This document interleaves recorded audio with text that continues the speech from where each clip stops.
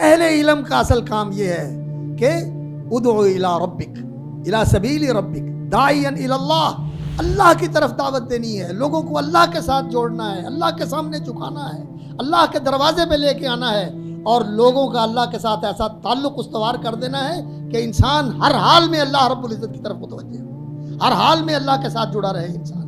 یہ جو چیز ہے وَمَن يَعْتَصِم بِاللَّهِ فَقَدْ هُدِيَ إِلَىٰ صِرَاطٍ مُسْتَقِيمٍ، اعتصام باللہ یہ لوگوں کے اندر پیدا کرنا، اس علم کا مقصد اصل یہ ہے،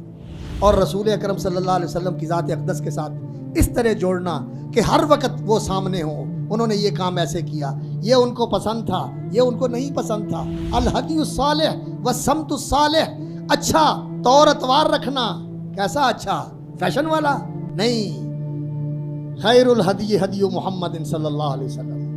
وہ طور اتوار جو محمد الرسول اللہ صلی اللہ علیہ وسلم کے تھے، اور السمت الصالح وہ سمت،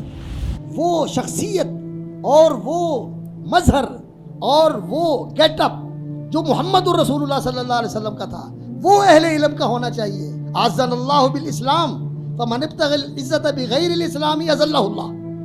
یہ حضرت عمر رضی اللہ تعالیٰ عنہ کا وہ ذری قول ہے جو انہوں نے اس وقت کہا تھا جب انہیں کہا جا رہا تھا کہ اپنا لباس تبدیل کر لیں، آپ اپنی سواری تبدیل کر لیں، گھسا ہوا جوتا ہی بدل لیں آپ، تو انہوں نے کہا تھا کہ ان چیزوں میں ہماری عزت نہیں ہے، ہماری چیز اسلام کے اندر، عزت ہماری اسلام میں ہے۔ اعزنا اللہ بالاسلام فمن ابتغى العزت فی غیرہ اذلہ اللہ تعالیٰ۔ آج مسلمانوں کے اندر بھی یہ چیز زندہ کرنے کی ضرورت ہے، اور چیز قول سے زندہ نہیں ہوتی، عمل سے زندہ ہوتی ہے۔